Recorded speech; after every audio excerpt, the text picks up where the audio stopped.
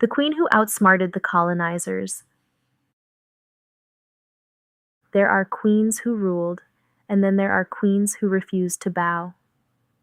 This is the story of a woman who walked into a room where she was meant to kneel, and instead made the world remember her as someone who would never be beneath anyone. This is the story of Nzinga. In the early 1600s, in the lands we now call Angola, the kingdoms of Ndongo and Matamba stood strong, rich in culture, tradition, and power. But across the ocean, another force had already begun to creep in. The Portuguese arrived first as traders, but trade quickly turned into something darker. They wanted control, land, and most of all, people.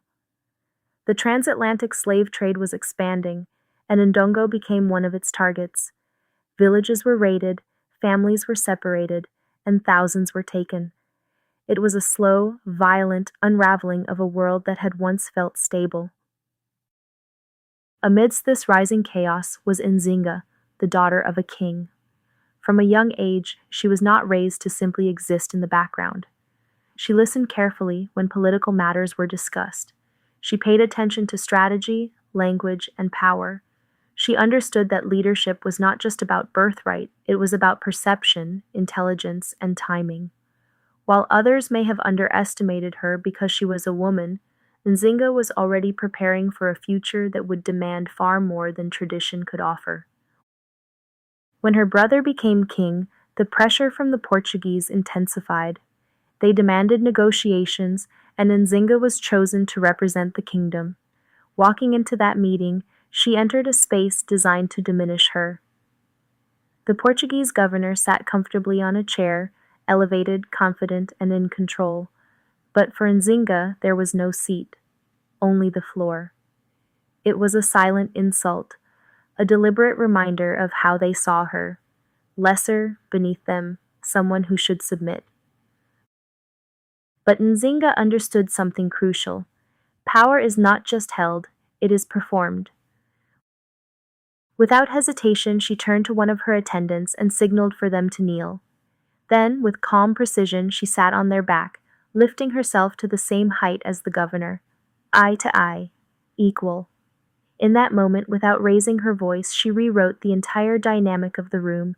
She would not be placed beneath anyone, not physically, not politically, not symbolically.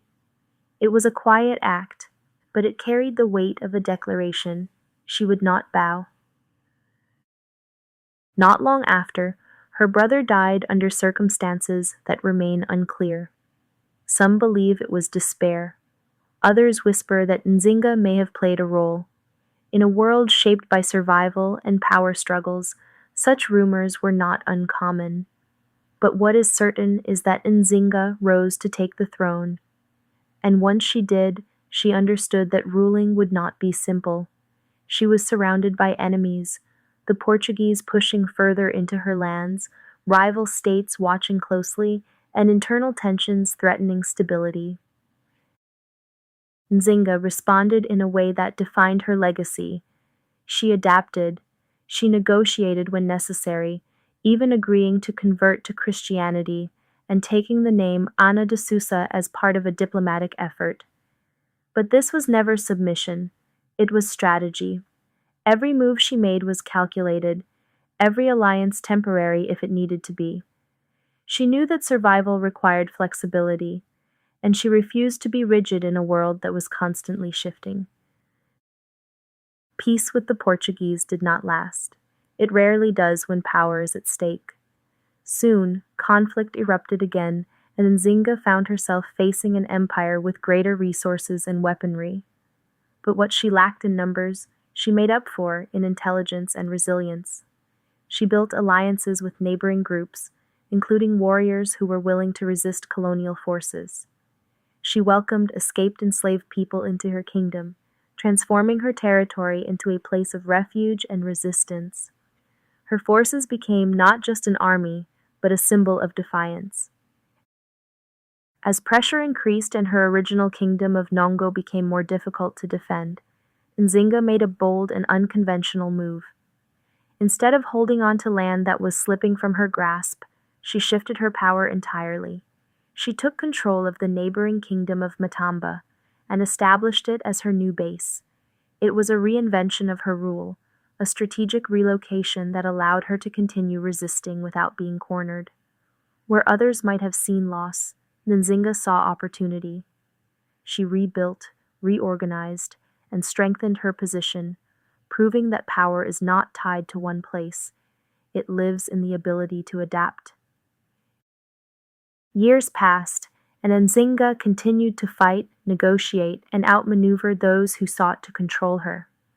Decade after decade, she remained a central figure in the region, outlasting many of her enemies.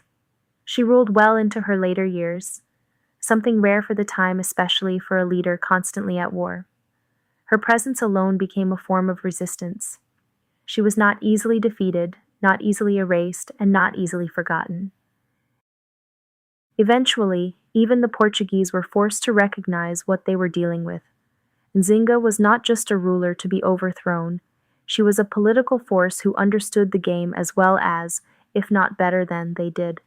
In her later years, negotiations led to a form of peace, one that acknowledged her authority and allowed her to rule with a degree of stability.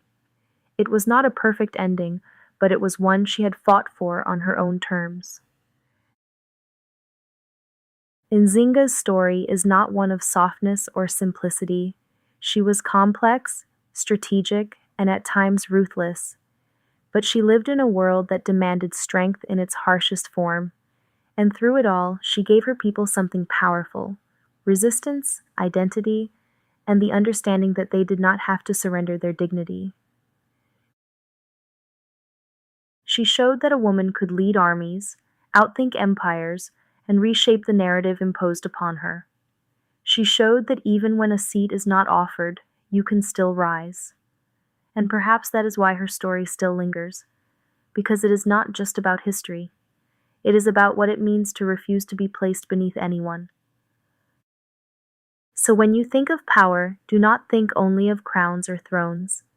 Think of a woman who walked into a room where she was meant to kneel and instead chose to rise and never came down, and long after the wars faded, after the empires shifted, after the noise of conquest disappeared into history, her story remained, quiet but powerful.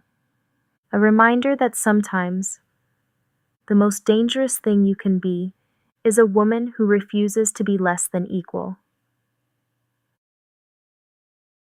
Thank you so much for watching.